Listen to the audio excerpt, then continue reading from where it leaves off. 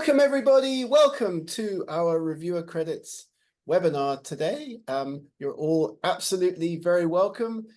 Let's wait for a few moments to give all of our colleagues joining us from around the world just a few moments to get into the Zoom room. So why don't you take a moment to put your name, let us know where you're from in the webinar chat. You can find the webinar chat on the right-hand side of the screen or up at the top. Just write a few words there. Let us know how you're doing. Let us know where you're from, and we'll get started in just a moment. Let me just change the settings so that everybody has access to the webinar chat. It's great to see everybody here today. We are Reviewer Credits. I'm just going to wait for a few more moments to allow all of our colleagues to join in the Zoom room. You're all very, very welcome. Do drop us a comment there in the chat box. Let us know where you're from. Let us know your name. You're all absolutely welcome to this event. So, at just a few minutes past the top of the hour, we've only got a short amount of time with our two experts here with us today. It's fantastic. People are joining from Iraq, from Ghana, from Martinique, from Germany, from the Philippines, from India, from South Africa. Friends of Reviewer Credits, users of Reviewer Credits. If you haven't had the chance to check out Reviewer Credits yet, jump on over to reviewercredits.com, sign up. It takes just a few minutes. You can sign up with your ORCID ID in just a moment or two. Today, we are lucky enough to have two industry heavyweights with us. We'll introduce them in just a moment, but just to get us started, my name's Gareth. I'll be your host for this webinar. Today, I work with Reviewer Credits, and we are going to be talking, discussing, throwing ideas around today about one of the big hot topics, the use or not of AI in peer review. So thank you all for joining us. Don't stop with the comments in the chat box. At the end of this event today, we will be sending a full recording to everybody that registered with us today, so you can listen back as many times as you like. You can use the recording to put your kids to sleep. I don't know. You can listen back as many times as you like. But now, ready to get started. Without further ado, I'm going to introduce our two panelists, or rather pass the microphone over to our two panelists to let them introduce themselves. First, let's go to our good friend Avi Staiman from Academic Language Experts. Avi, how are you doing today? Yeah, I'm doing great. Thanks, Garrett. Really excited for the opportunity to actually think through and unpack this issue together. I know that, oftentimes you invite someone on because they have formed opinions. I'm still in the processing stage and thinking about this issue critically. So this is a really great opportunity to kind of unpack some of the issues regarding AI and peer review with Sven and with you, Garrett. And one thing I'll say just to start us off is that the refrain that I've liked to use recently is everyone would like someone else or AI to do the review for them, and not so many people would like to be reviewed by AI. And I think that's kind of in one line. What I'm trying to think about today is how do we bridge that big chasm which exists between the two ends of the spectrum. Thank you, sir. Sven, how are you?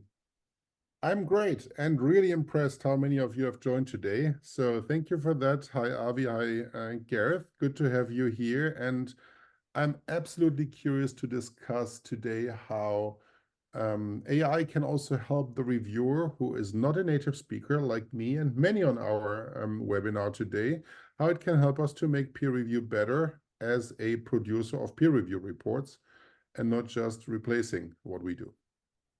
That's it. And we're not just going to keep this as a three-way discussion. We're going to invite our participants to put your comments into the chat box as well. You can use the chat. You can use the Q&A. I'll be keeping track of your comments, and I'll be throwing those comments over to Avi and Sven as we get going to our event today. But let's start off with a real quick 1 or 2 word answer from both our participants, from Avi to start with, and then on to Sven. Is AI an opportunity or a threat for peer review, Avi? Yeah, I mean, I'm always the optimist, so I would say opportunity.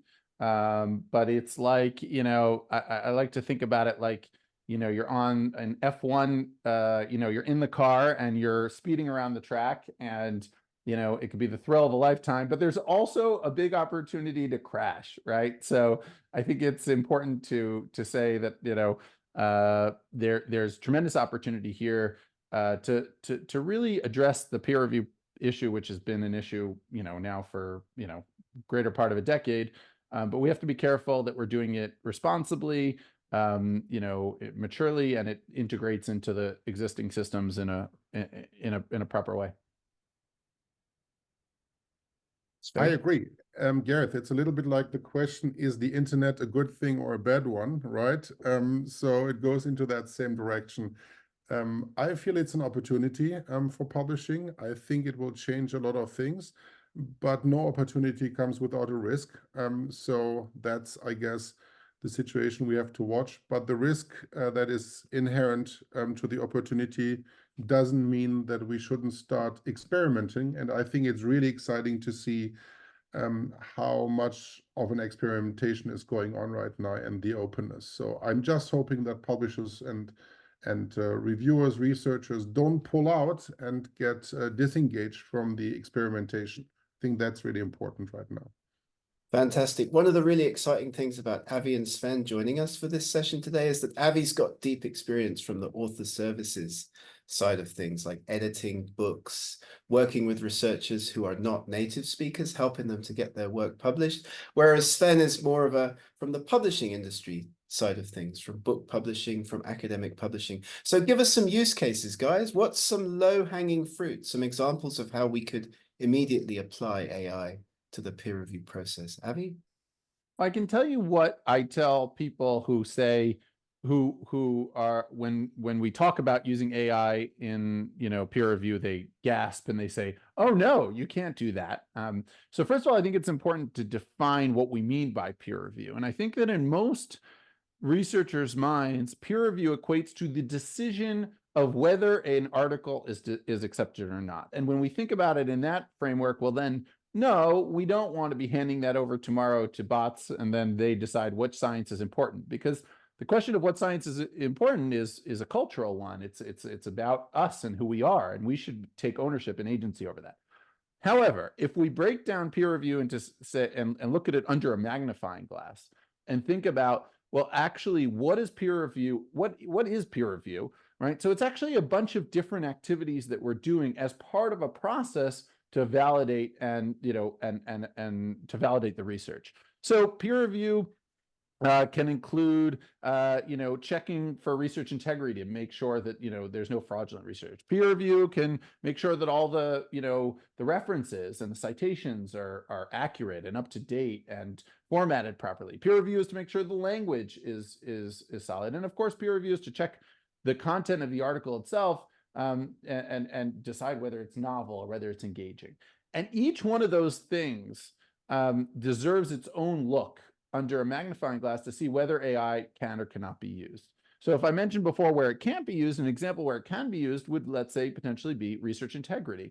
No one is going to assume that a human is going to be able to detect whether text has been, plagiarized from another source, or images have been used without permissions or have been created. I don't know if the viewers here saw this, but just yesterday, there was this article in Frontiers that became a bit of a news story when there was this rat with giant testicles that was created through Midjourney that was published in a Frontiers paper. And, there's something really funny and yet disturbing about that at the same time.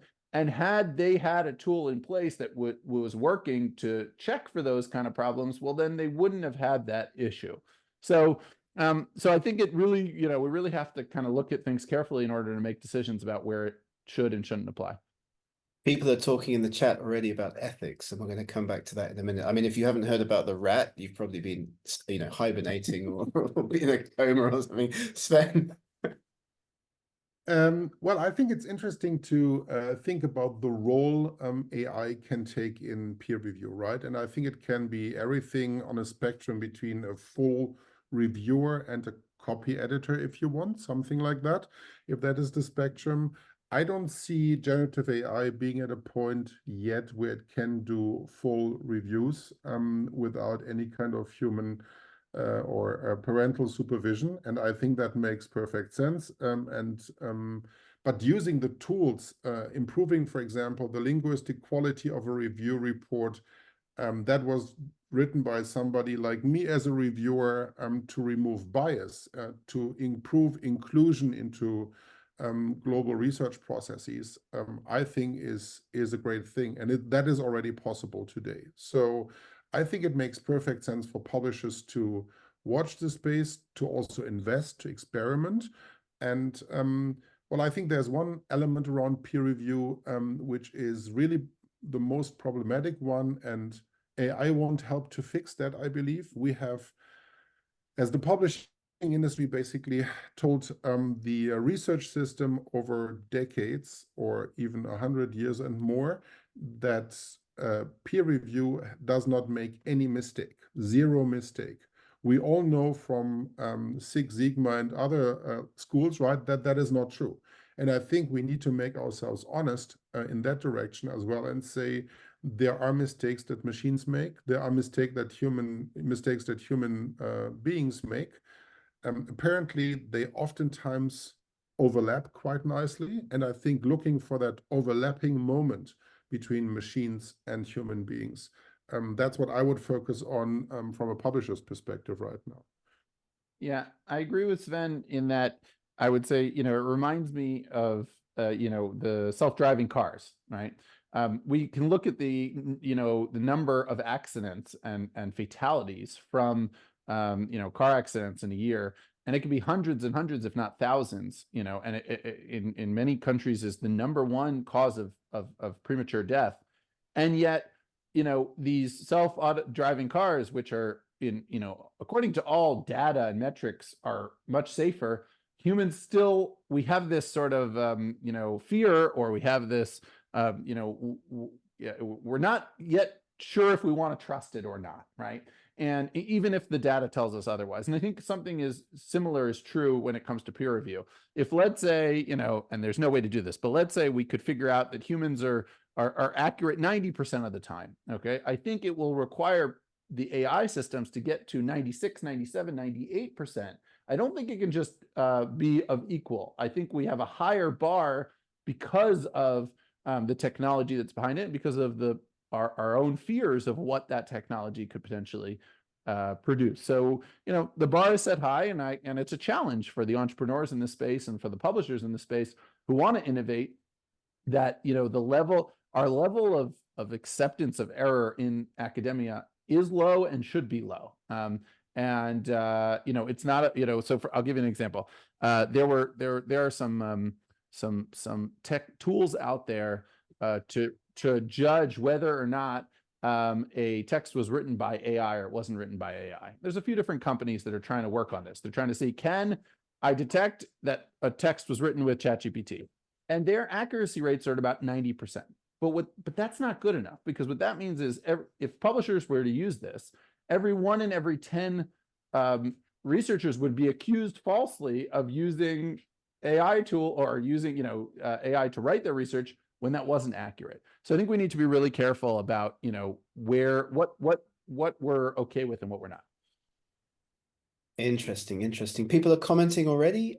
Don't be shy, dear audience members. Get involved. Put your Q&A comments and chat comments. Julian says this is an opportunity only with ethics, transparency, and responsibility. And Becky says that she agrees with Avi. With all technology, this is the case. It's about spending the time in the discovery stage to identify where in the process will have the most positive impact. We have 2 early questions from Frederic Lefrancois. He says, first of all, a comment. We say peer review, right? But to what extent can AI software become our peer? And I'll go to Sven with this one as well. He has a simple question. If AI can assist or even replace human reviewers, who or what is going to control the quality of AI-driven or AI-made reviews? This is an important ethical issue. Thanks, Frederic. Sven. Yeah, again, I would say that it at this point cannot replace human beings, and it should not replace human beings. I think before we reach that point, might reach that point. I don't know whether that is futurism or something realistic. I'm not that type of technology person. I think what we need to make sure is two things. First of all, really understand how the quality evolves from everything we have seen around ChatGPT between the different versions. There is an explosion of opportunities there. I think that's fair to say. But I think what we also need on the researchers, reviewers, journal editors side is the capabilities, developing the capabilities of prompting correctly what we want to find out, right? What is the question we are asking a specific tool on a specific text? And I think that's something, I don't know whether there will ever be prompting librarians or experts in universities, but I guess that's something that we need. We need to understand this technology and better use it, and then things will develop. So I would assume that it has a lot of educational elements as well on the researcher side, and not every researcher will become technology whiz in the process of this, right? Not everybody who is a paleontologist or something like that will be the expert in very rich prompting tomorrow, Gareth. But let's see. No, I think that is a challenge. And I think also the trend towards more specialized, like smaller language models is one which is really helpful probably for scientists, so that the whole idea of an AI developing all sorts of illusions about the world and the paper that it is reviewing right now is probably limited in a certain to a certain extent. So I think we will see a lot of developments there over the next 2 to 3 years. Certainly, it's an exciting time. Yeah, and I'm far from a technologist. I can barely use Zoom. Back to Avi. So Avi, journal publisher guidelines on AI, and we've been looking at this a little bit ourselves. These are very inconsistent, especially around whether or not AI could be used for peer review. So what would your recommendations be? I mean, if you were a publisher, what should your stance be on the use of AI in peer review? Yeah, I mean, I don't want to tell publishers what to do. Each publisher has their own values and their own culture, and I think that each publisher should decide for their own audience, what the right approach is. But I'll go back to what Sven said, which is if you're not experimenting, then I'll tell you you're doing something wrong, right? Because you should at least be checking. And from the publishers I've spoken with, there's some actually pretty intense debate, intense in a good way, but debate around, to what extent these tools should be used. On the one hand, there are publishers, and I'll go back to Frontiers, they've got a technology called IRA. I think that Wiley's working on something as well, if I'm not mistaken, where they actually already are trying to take some of the more technical parts of the peer review process and automate some of those. So I'll give you an example. I'm trying to figure out the level of quality of the writing, which I also, have some issues with, but that's something that in theory publishers would want to automate so that they could, figure out what level of work needs to be done to fix it up and to prepare it for publication. So those are things that are already in place, and I'd recommend that anything technical where we can say with a fair degree of confidence that AI can do a better job than humans is something that we should be considering strongly. So another example is image detection, right? There's a picture that's in the that's in the article. Well, how do we know that image is legitimate? How do we know where it came from? Is it duplicated from another article? And all these things are not necessarily, little tiny changes from other articles. It's not always so easy for the human eye to detect, and that's somewhere where AI can potentially do a really great job. Deciding whether an article is contributing to the, literature in a specific field and whether it's really significant or not, that makes me feel more uneasy. And I think that when people respond, critically to using AI for research, I think that's what they're scared about. That's what they're nervous about, that we're releasing agency over our own choices. And we're saying, well, we're not going to decide what's important, right, and which science we value, but rather we're going to let the bots do that. And then in that regard, I agree 100%. That's not something that we should be doing. We are getting some great comments in the chat. I hope you can all see the chat because there's some great discussions going on. Thank you, everybody, for all of this. It's absolutely fantastic. We'll go to Sven with the same question, about guidelines that publishers should have on the use of AI in peer review? Sven? Well, I think it didn't really need a rat to make the point that publishers need to invest more into research integrity, right? We have seen that over the last years. Research integrity, peer review is not an issue only since the last 2 or 3 years, but it has been an escalating issue in academic publishing for a decade or more, I would say. And when I was at a conference lately, somebody asked how many of the research integrity and peer review experts in the room had had that job a year ago. It was 40% of the people in the room who said that they had a different job profile at their work a year ago. So I think we see a lot of influx of new thoughts, new people, new organizations, new startups as well start working in that field. And I think that's great. But clearly what publishers, what institutions like universities, research institutes need to do now is focus investment and create also competence around peer review, AI, and research integrity, I think as a whole space. I would say that everybody has understood that with the initiatives around the STM organization and others. There's a lot going on there. And I also feel that researchers who probably felt a little bit unheard over the last few years, whenever they brought up the issue that there is too much labor out there in peer review, that they don't have time in their careers to really invest into this, now feel a little bit more hurt. Now it's about us to really make the kind of shift gears, if you want, make the next step and bring in a careful way AI. And I think Avi has mentioned the fields already. If you look at literature reviews, for example, who in the world would assume that they know all the literature for a specific topic, even if they are experts about something? Why not use an agent, a technical agent to help you with that? But then it's about who takes the ownership, the responsibility of the results. I think that is really important then. And that is for me still the human being and the researcher. So whenever I write a text and my autocorrect in Word creates something stupid, I'm still responsible for the stupid stuff that comes out of it. That's what I would see with AI. And I wouldn't say that we are at a point yet where AI is creating, hallucinizing so much that I can't follow anymore what the kind of source and the results are. Awesome. We have a couple of specific use cases that are coming in like on the chat. First one, back to you again, Sven, because you're going to like this one. How is it possible to find reviewers using AI? Well, I mean, there are already tools out there who are helping a lot with that.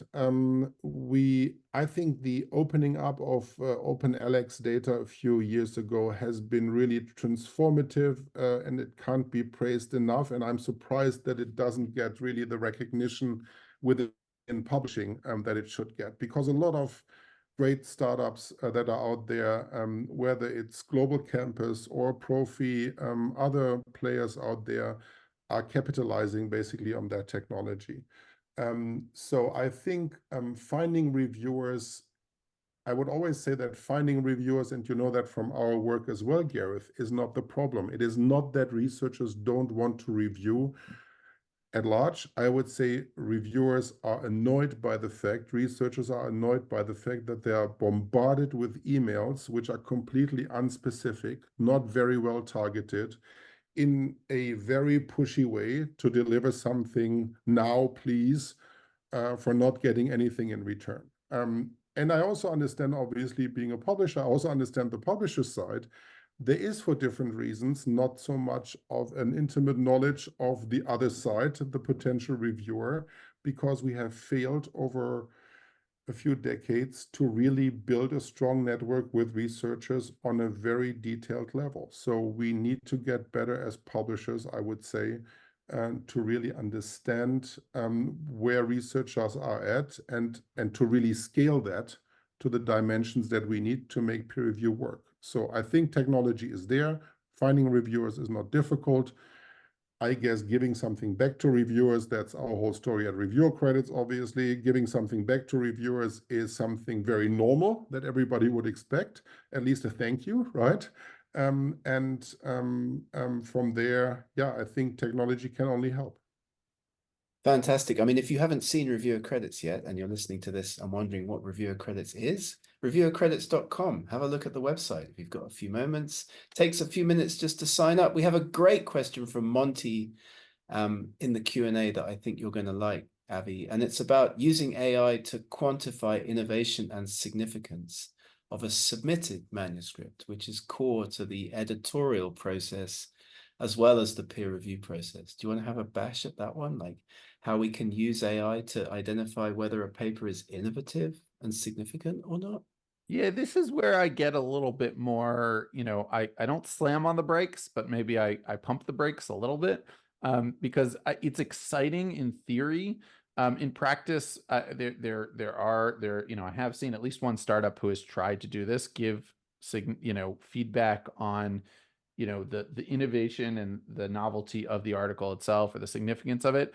And I've been underwhelmed. Now I give them, obviously credit and leeway, for this is an iterative process and I'm sure it'll get better over time. But it strikes me, we have to ask a deeper question, which I alluded to previously, which is, well, what does it mean for science to be impactful or innovative, right? How do we define those terms? And I think those terms are defined as how society defines them, right? If you look at what studies, if you look at trends of which areas are popular in terms of science study, they shift over time, right? There are obviously things, there are big issues that we want, which you'll always find articles about, right? So cancer research, right? It's something that it's always going to be important, across time, and we'll want to try and address that. But it changes and it's dynamic. And I think I think if you would actually poll reviewers and ask them, what do you actually enjoy doing? I think the answer wouldn't be checking to see if the sources that are quoted in the article are actually in the bibliography as well. I don't think anyone is desperate to do that. I think what researchers love doing is thinking critically about the article, thinking about how they can give feedback to constructively improve the article, and then making that determination about whether this article is significant, is valuable, moves us 1 or 2 or 3 steps forward in the pursuit of human knowledge or fact or science. And so that's why I would say I'm happy, maybe for these AI tools to kind of be another kind of, sitting on the shoulder, giving some suggestions or ideas. But I wouldn't want to put the weight on the AI to actually be determining and making those decisions. Right. We've talked a lot with researchers, for example, in China, and something that they've asked us a lot is, why can't we be using AI to make translations or partial translations of English language papers, so that at least when I get an invitation from a publisher to review a paper, I'm seeing what it looks like. I can get at least a sense of it, in my native language. So that could be one specific use case. We go back to Sven then with the same broad question. Yeah, and I think you are right there. Gareth, if we would just use those tools for the output, what I alluded to earlier, for the output, we are in reviewing, creating ourselves review reports to really make them better quality, or less prone to everybody finds out I'm German and is annoyed about my syntax of English sentences or something like that. I think that can be really helpful, and that can help to level the playing field when I see all the conversations around diversity, equity, and inclusion. That would be a very practical step. And I think publishers could also offer guarded systems if you want, so not completely create complete freedom to reviewers to use just any system out there. There have been a few questions I have been playing around on which practical questions in the stream on which systems to use. I've been working a little bit for my own lectures in library and information science, so no lives at risk, for literature reviews with Google Gemini, which is really impressive, I have to say. It's, I think, better in many respects than any abstracting and indexing service, which we have, by the way, never discussed with the same ethical concerns as we are discussing AI right now. So that's also an interesting one. So I think Google Gemini does a great job in literature reviews, just to name one, and neither having shares or any other interest in Google, I have to say. So it's just from a user's perspective. Right, great. So talking about diversity and inclusion, Avi, like we can use AI to help increase that, right? Yeah, I mean, you know, as Sven said at the beginning, if we take the internet as you know, example, the internet did a lot of things to help for diversion and for diversity and inclusion, and a lot of terrible things that harmed it. So I don't think it's it's all a matter of what we do with it, and isn't that the story of life, right? What we do with the tools that we're given. But I think so, you know, let's try and explore both sides.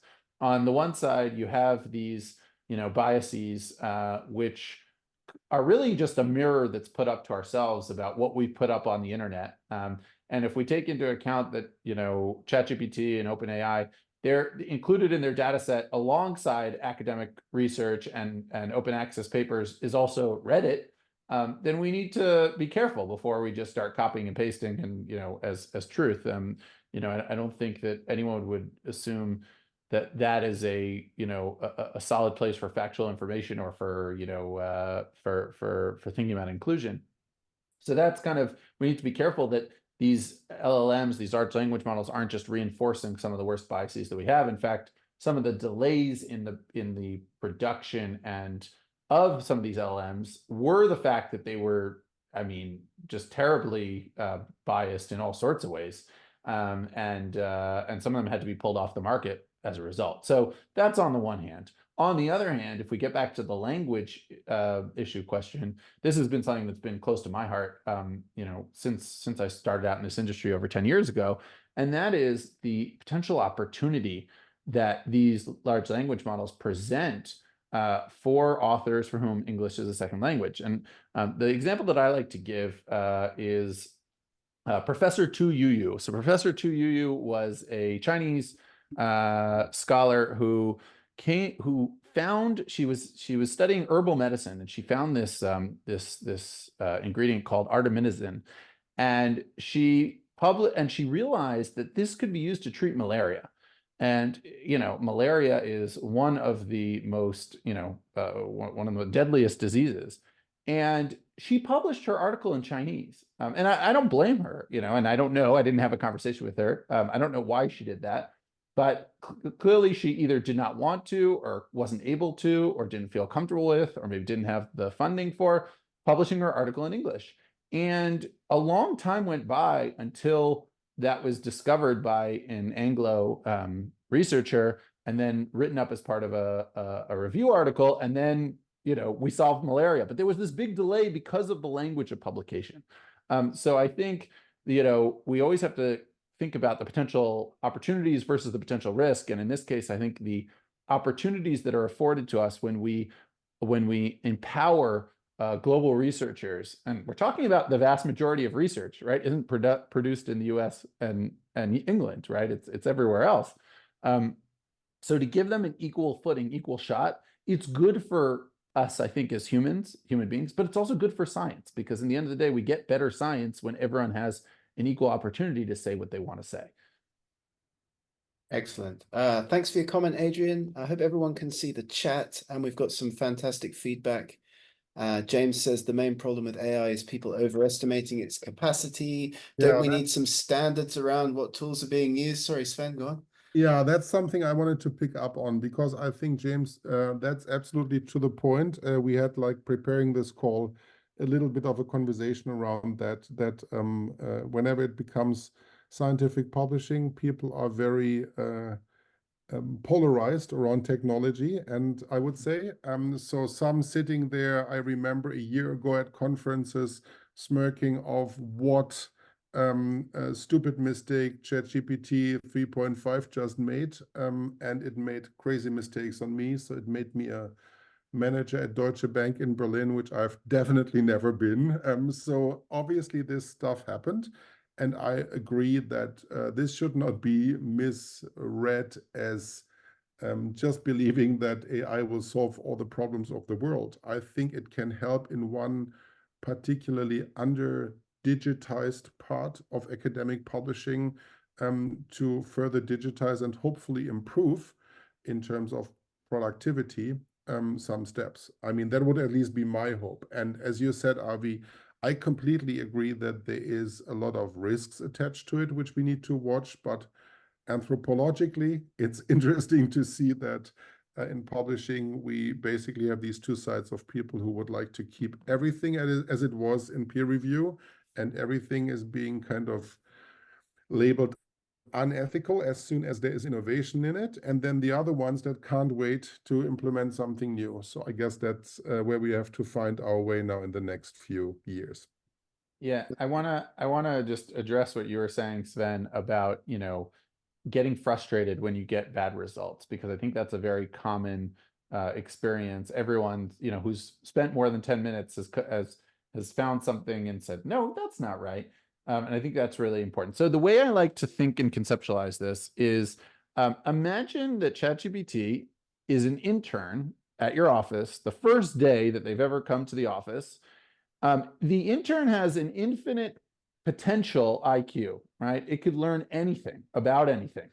But right now it is dumb as a doorknob. It doesn't know anything. It's like it will run into the wall if you don't tell it not to run into the wall.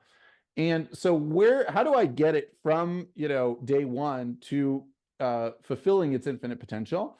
And the answer is clear, exact, and detailed instructions. And that's, you mentioned before, Sven, about prompts. That's what a good prompt is. A prompt is enabling the potential of this entity. It's not a being, obviously, and we have to be careful not to treat it as one, but this technology, giving it that's why you'll find that the more detailed and the more actually your own subject knowledge that you put into a prompt, the better results that you're going to get. The more specific it is, the less chance that it's going to make mistakes or what are known as hallucinations.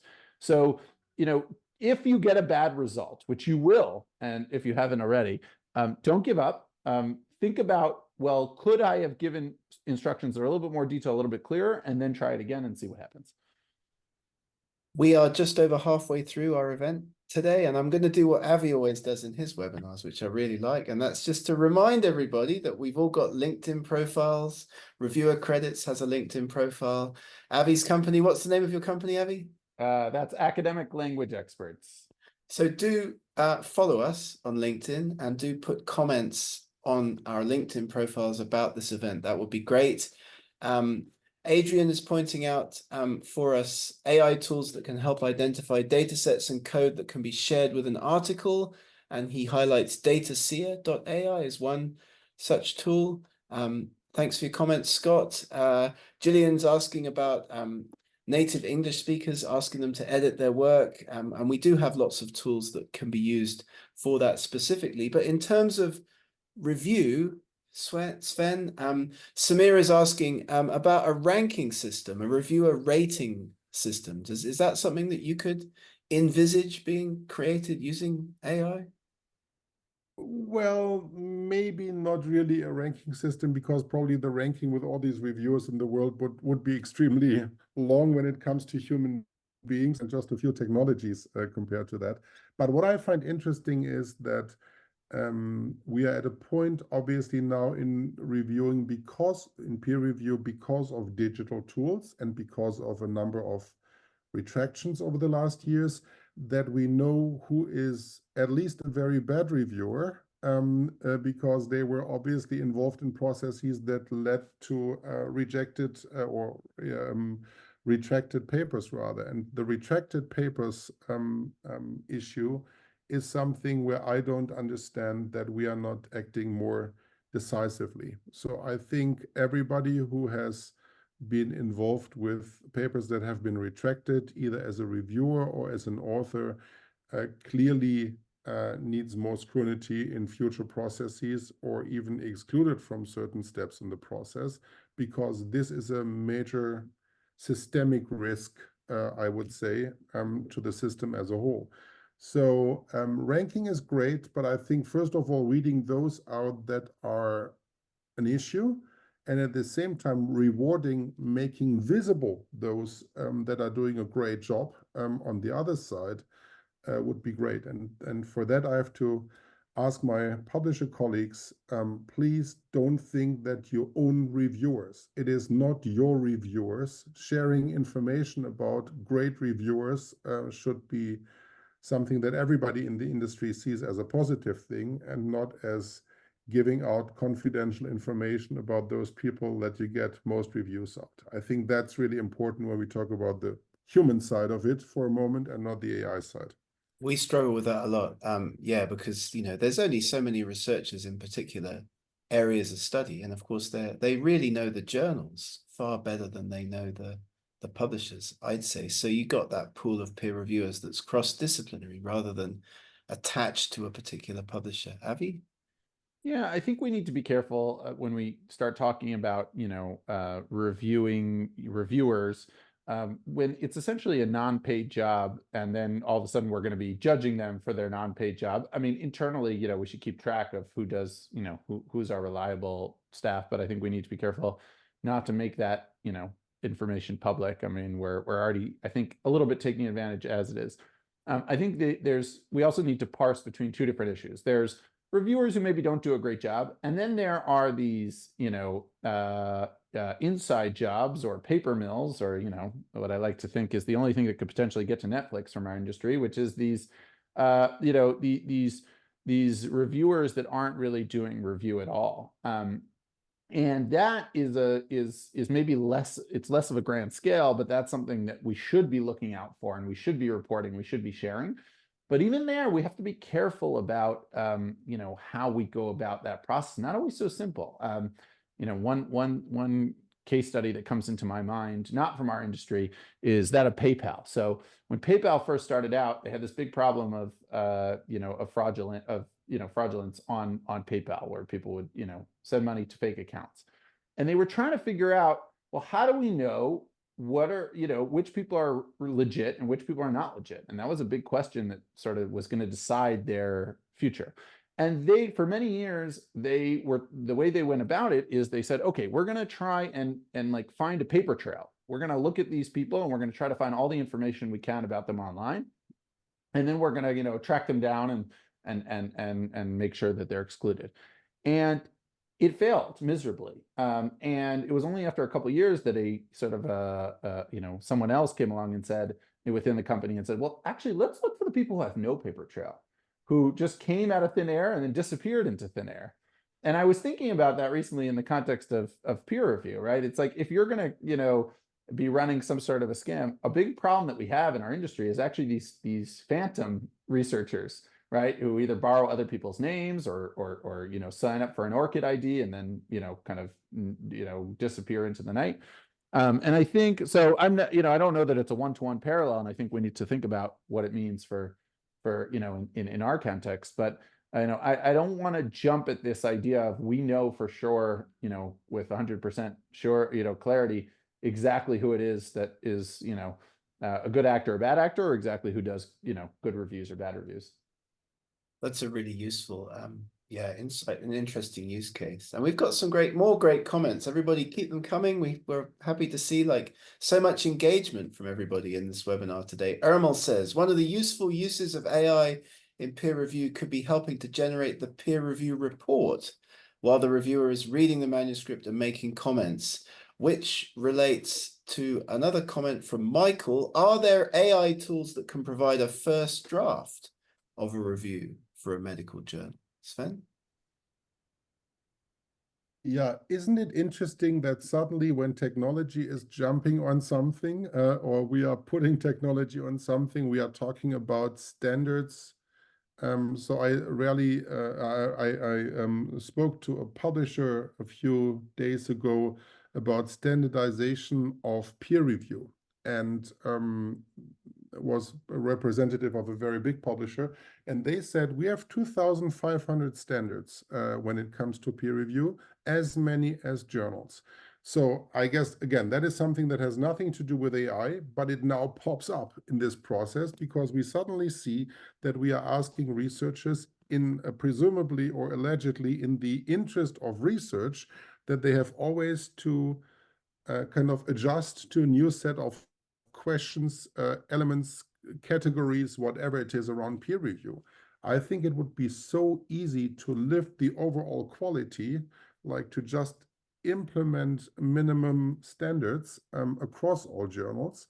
That would help us a lot. And I think that's the point where we need to get at, and then using technology for that, verifying certain criteria, making sure, for example, that certain sections in a kind of, if you want, fractional peer review have a certain quality when it comes to literature, when it comes to data, code, images, whatever it is.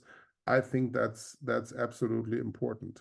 Using technology alongside human beings, I think, is probably one of the greatest inventions of the 20th and 21st century, right? You want to add, Avi, to that? Yeah, I just want to say that by the time we come up with a technology to, automate some of these peer review reports, are we still going to have the traditional article as the main mode of expression, right? And if we're building a whole process around, kind of the article, which has been around since, I don't know, the 17th century and more or less the same format, if that changes, and there are calls, albeit maybe on the margins for now, but I think they're slowly but surely becoming louder. To think critically about, well, maybe a data set on its own is valuable, or maybe a failed experiment could teach us something, things that aren't traditionally published in articles, or maybe we don't need a full article, more look at micro articles, and there's all sorts of really interesting creative ideas. Then we need to think about, what does review look like for those bits and pieces of information, because someone who, I was at a meeting with the European Association of Research Managers, and they were talking about how they have a big review problem because the reviewers who are supposed to be reviewing papers that include AI don't know how to use AI themselves. So what's the value of that review? So I think it's a worthy endeavor to try to streamline that process of peer review. But I think we need to think about, not just look backwards, but also look forwards in terms of what are publications going to look like moving forward. A number of people have made comments about negative results in the chat, so do scroll back up and have a look at those, everybody. And Naomi says, yeah, I'm afraid we'll reach the time when AI will review articles written by using AI. So yeah, I mean, we're not sure. Like what, so when a review comes in, like, should reviewers evaluate submissions that use AI differently? And a related question is, what should reviewers do when they suspect an AI tool has been used in a manuscript but not reported? Excuse me. Right. So I think this is an interesting question, because first of all, let's be clear that most publishers, their policies have allowed a certain degree of AI tool use. Only a few publishers have banned it, and even they retracted that ban. So basically, every publisher that I know of now allows AI for something. Okay, that doesn't mean they allow AI for everything. And what they've been requesting or demanding is our declarations. So that means if you use AI, you have to tell us you used AI. You have to tell us where you used AI, and you have to tell us how you used it, and justify your use of AI. So putting aside for a second whether we think that's a reasonable request and demand or not, I happen to think that it isn't always viable, because we don't always know when we're using AI. But let's say we're going to try to do the best job that we can to do that. So then we get to the point where we submit it, and then it's a matter of luck, because if the reviewer looks at AI positively and thinks it's a positive contribution to society, and I've reported that I've used it, well, great, now I have a leg up.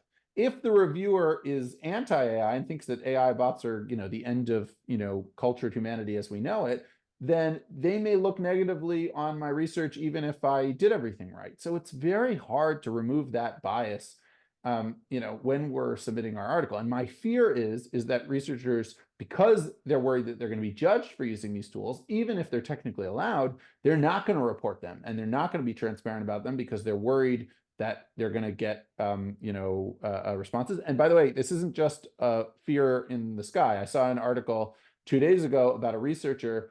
I forget what this article is. If anyone could pull it up, that'd be great. About a researcher who was literally, the review report said, you used AI in writing this paper and we're rejecting it as a result. And she was heartbroken. She's like, I didn't use AI at all, right? Like, how did you come to that conclusion? And it became this whole firestorm.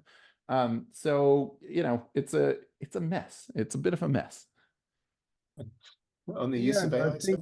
I think it can certainly quickly turn out to become a very principled debate about something which we probably can't stop, right? I read this article the other day where researchers observed editors of a journal getting human review reports and review reports written by ChatGPT-4, and 80% of the editors preferred the ChatGPT-4 model's reviews over at least one of the other reviewers' reviews. So in other words, are we not discussing something where Genie is to a certain extent out of the bottle? And I think it comes back to also what Frederic has said in his comments. Is it really about authorship in terms of who puts the words in a row to make the article, or is it about the intellectual ownership and the responsibility as an author I am taking when handing in an article? So I'm not decided yet, but it feels a little bit like we have to be careful that we are not kind of being overtaken by reality while we have the debate in elitist publishing circles, right? Yeah, I think Sven raises a really important issue. Maybe this is a topic for another time, but responsibility over the research, and what does that look like? So I was listening to there's a great series recently on the Freakonomics podcast about research fraud, which, needless to say, doesn't shine the greatest light on our industry as it currently stands, and highlights some of the problems. And one of the interviews there was with the Harvard professor. Her name is escaping me, who is accused of fraudulating and making up her data. And her advisor said, you know what? To be honest, I didn't go into her data and analyze it and study it and see whether it was verified. I assumed that she knew what she was doing and she was doing it properly, and that she wasn't going to be, making, data up. And it got me thinking, well, what is, when you're the head of a lab, or, what is your responsibility around the ownership? And it's the same question that we ask when AI gives us information. And I think that the lessons that we're learning the hard way right now are that, yes, we can't, it is lovely to be in an industry where we trust and where we rely on our colleagues and where we believe in them. But I think we're also at the point where maybe we've given a bit too much leeway. So I think the point is that it doesn't matter whether it's AI or it's humans. We always need to be checking and verifying and replicating our work and making sure that it really stands the test of time. We got lots of resources posted in the chat. Thanks to Eliza, thanks to Mikola, thanks to Anthony, thanks to Jessica. Great stuff. Let's move quickly to a business-related question for Sven. If peer reviewing is mostly voluntary, AI is not really free. Trillions are being invested in that field. If scholars, labs, and institutions turn to AI to do the job, big companies and AI consortia will make profits on that opportunity. Is there a conflict of interest here? That's an interesting one. Yeah. Gareth, I guess you are alluding to the point that whenever somebody talks about paying, giving any kind of discounts or whatever in peer review, it's being seen as an ethical conflict of interest, right? So, well, obviously ethics applies to human beings, but not to technology in this respect, in this one respect at least. I don't know, but I think at least it's interesting to see that there's a lot of energy being put into training these models.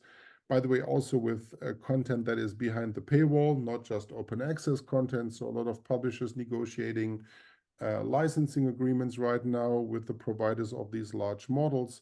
So I don't think that either technology or human beings are unethical if they're getting paid for what they do, because otherwise everybody who has a job would be unethical in their jobs, right? As a logic, I assume that everybody claims that that is not the case, but also I'm not a philosopher.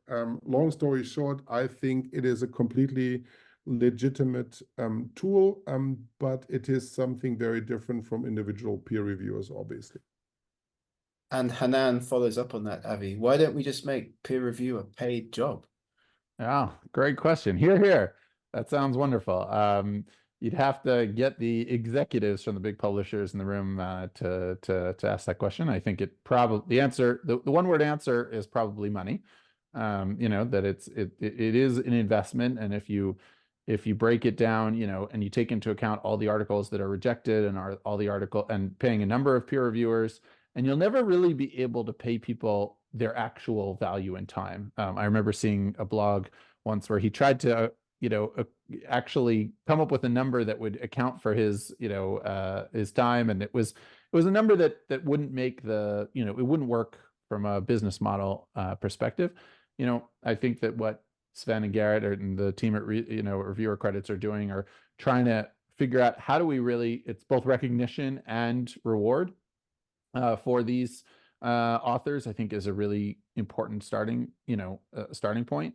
Whether or not it will ever get to actual payment, I'm skeptical, but who knows? I mean, in the books world, they pay something very small, and you have to read an entire book. But it's a precedent, right? So it does exist. So never say never.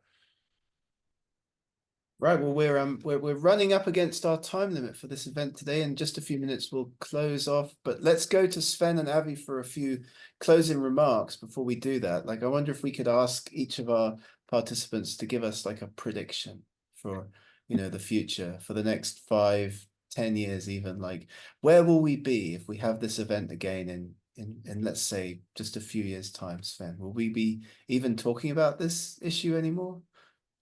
I had hoped that Avi would go first and I could review him afterwards. But no, I don't think that we will discuss the same issues. I think it's a very. I started working on open access for books 10 years ago, and it feels very comparable to that situation on a different level with a different criticality overall. But I think it's an interesting time. We are clearly in a very kind of intense phase of experimentation, and probably this is like a kind of true digitization that we are seeing right now. It's not just putting PDFs or XML or whatever online and read content online, but it's really putting our workflows into a digital environment and handing over some of the stuff of the white collar workers stuff and not the blue collar workers stuff, as we thought for so long, over to technology. I'm a little bit triggered by what Avi said earlier. Why would we still need articles to publish in the future? And from a business perspective, that is obviously a pretty relevant question. And what will the research output look like? But also for researchers, right? What do you guys work with in the future? Will we be really able to remove scientific discovery to a certain degree from a rather stupid 12-page PDF or whatever that you can read on a reader or on paper or something like that? So I don't think that we will discuss the same things that we are discussing today around AI and peer review in 5 years, you said. I'm not going for 10, sorry, in 5 years from now. But I think we will discuss much more. How does this fit into the research process? What is the impact on researchers' daily work? And also, how does it fit into business models in publishing? And I think there the jury really is still out, because even the biggest publishers are just putting a toe into the water, but not more than that. Yeah. So 1 second here. Let me take out my crystal ball and look at what's going to be in the future, and then I'll let you know. No, but I think on a serious note, I think that the way I see things right now, we're asking what's novel, what's significant, what's impactful. Unfortunately, I think the questions are going to change in the next year or two to what's true. Because I think that's a challenge that the whole world is currently trying to figure out, right? What's honest and what's true and what's reliable. and what's real and what's not. And then the increase in AI, we've said a lot of nice things about, the potential for AI today, because I think Sven and I both tend to be, on the believers in the power of technology. But I think it also would be irresponsible if we didn't say AI is also, going to increase the number of fakes in all sorts of fields, right? And all sorts of, and bad actors are going to have tools that they never before had. I mean, you won't need to pay someone else to be on their paper anymore. You'll now be able to just create your own paper in, half an hour and just submit that and try, and try to get it published that way. So I think, we're really going to be asking reviewers, maybe the job of the reviewers even gets more important. It's like, please tell me whether this is truthful or this is not truthful, right? That's a big responsibility on reviewers' shoulders. So I don't think the job is going to go away. It may be augmented by artificial intelligence. It may be helped. Hopefully that will be a good, antidote to actually weed out some of the bad research or the bad actors.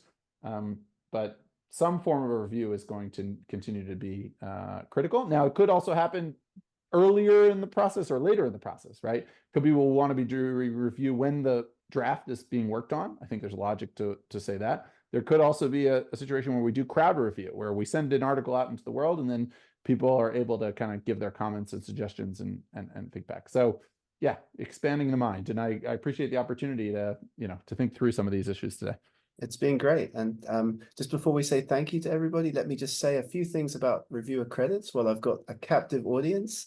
If you were wondering what Reviewer Credits does, we do 5 things. We help with peer review in 5 ways: reviewer identity, reviewer rewarding, reviewer finding, a reviewer network, and reviewer certification. So if you're a publisher listening to this and you'd like to learn more about how Reviewer Credits can help you in these areas, we'd love to talk, and Sven and I are always available to have those conversations.